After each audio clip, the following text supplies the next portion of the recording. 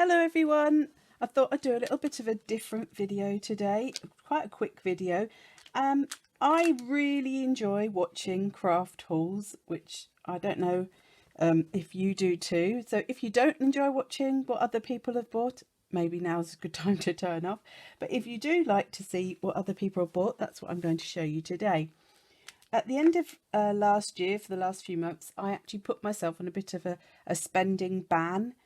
Particularly for stamps and dies and stencils, because I had so many. And in fact, as well as putting myself on a spending ban, I actually sold lots and lots of what I owned, and I also gave a lot to the local charity shops as well, because I had products that I just didn't use and I couldn't see myself using. So I've got rid of so much, and I was amazed at how much I've got rid of. And to be totally honest, I do not think there is one thing that I've missed that I got rid of. So that just shows you how much I didn't need.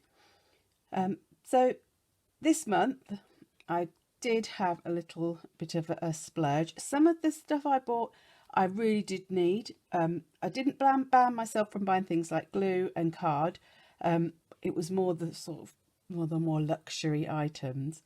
So I thought I'd start off with showing you what I bought. I'm going to move that to the side. This was from Craft Stash. We do have craft shops on the Isle of Wight where I live, but they are generally very small ones. Apart from we do have the range, but again it's quite limited in what it offers, and I do try to support them as much as possible, but they often do not have the products that I want to buy. So I went on to Craft Stash, and I do like to have a shop where I don't have to pay any postage if I spend so much money. I've been looking at this Wow embossing pad for such a long time. I do a lot of heat embossing. The pad I use at the moment is the Versamark, but I had heard good things about this one because of how extra sticky it was, and I love this little refill. Number one, because you can refill. I do have my Versamark.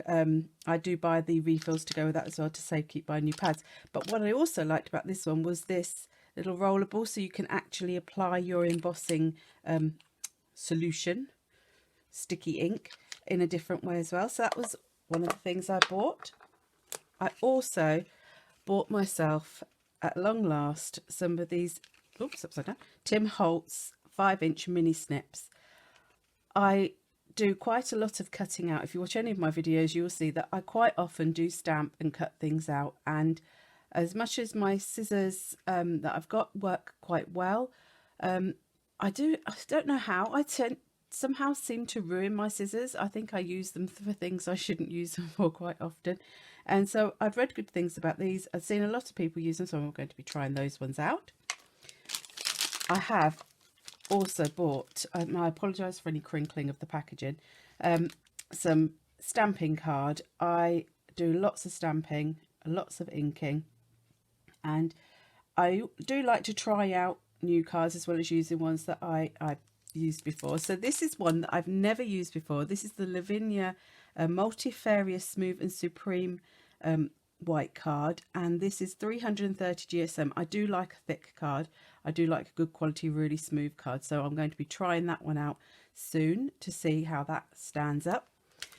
This is the Hunky Dory Ink Me card. I have used this many times, and it is one that I like, so I got myself another pack of them.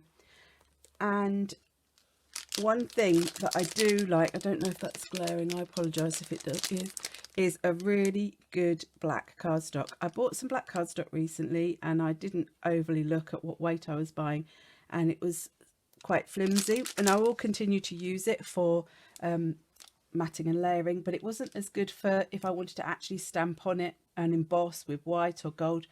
And so I've bought some of the Crafter's Companion matte black cardstock, which I have used in the past, and this one is actually a 300 GSM, so that will be much better for doing my actual projects on.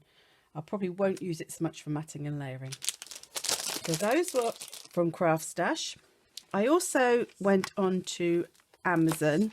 One of the things I really was an essential that I did really need was some new cutting pads for my big shot. I know I definitely need new ones because my daughter, who is 14, was moaning at me saying, please can you get some new cutting pads because those ones are terrible. I have told her though that we are not using these until the other ones are totally worn out. I think the ones I had before actually had to crack before I would change them over to the new ones. So that was my first thing. I recently bought the black VersaFine Claire, which I'd seen loads of people using on YouTube videos and on television, and I love VersaFine for the detail it offers, and so I wanted to try out the VersaFine Claire. I really like the black, so I decided I don't tend to buy every colour in inks because I don't think you need to have every colour, and particularly if I'm going to mostly be using it for sentiments and outline stamping, I just stick to black, grey and brown. So I chose the Acorn. They had a few different browns, but this one was more, I haven't actually opened it to see, but it seemed like it would possibly be more of a sepia tone, and I went for Morning Mist, which was the grey tone. So I got those to go with my ink stash. I love Faber-Castell's Pitt artist pens, and my black, I had two black ones and they are both running out. And what I love is this lovely fine tip, but what I tend to use my black pens for more than anything is when I cut out a stamped image, I like to colour the outside where you have the white core of the paper. I don't like to see that if I've stamped it particularly in black, and so I use them to go around the edges, and I just love this one because it's permanent and they are just such a nice pen. So talking of pens, I treated myself. This was probably the last two are my most extravagant, more luxury, I would say, purchases, if you can call them a luxury. I do love colouring images. I do have some watercolour pens, but I'd seen these ones used on television and I thought they looked really beautiful. I went for the set of 10. I don't know if you can really see the colours. They looked like, I found it really confusing when I was trying to look at the different numbers of the sets. So they do a set of 10, a set of 15, a set of 20 and so forth. And I couldn't work out whether you got the same colours if you bought the 30 as were already in the 10 and the 20. In the end, I decided I'd just go for the set of 10 because I can mix, because they're water-based, and you can mix the colours together on your glass mat. And you can water them down so you can get different shades. So I didn't quite see the point of buying a much larger set when I didn't know whether I was going to even like the pens, and I couldn't find anywhere whether you got the same colours in the different sets or not. So those are water-based pens, and I will be using them in a video coming soon. And last but not least, I bought myself a new art journal. One of my favourite art journals to use in recent times has been this 6x6 one by Dina Wakley with the really thick paper, but you don't get an awful lot of pages in this, and it shows you don't get an awful lot of pages because I've actually almost finished this journal. I've almost completed it. But what I really loved, I decided, was actually the square shape of the journal. This was the only square. No, it's not. I have got one other square journal, I've just realised. But most of my other journals are the more rectangular shapes. So I thought I would have a try with this because it's a little bit bigger. Although I did like the 6x6, I do sometimes like a little bit more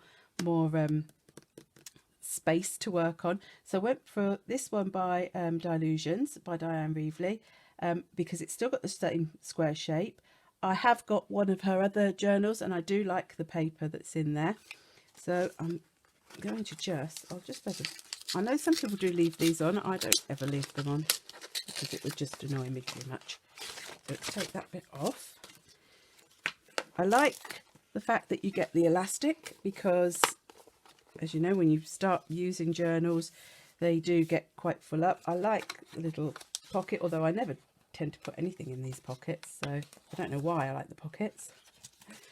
and you get this really lovely thick sort of cream coloured paper. I also like my journals to be stitched.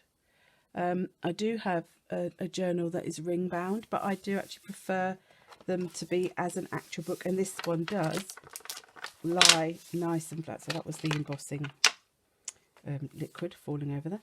So they look lies nice and flat wherever you put it in the book. It's going, well, until you obviously you get right to the end, but it's nicely bound together, which I really like. So my idea is that very soon I will use my new journal with my pens, maybe a bit of embossing, and probably stamping onto some of my new card to create an art journal spread. So that's my little haul of crafty goodness. Thank you for watching. If you have enjoyed, do please give me a thumbs up and subscribe to my channel if you haven't already. And until next time, bye.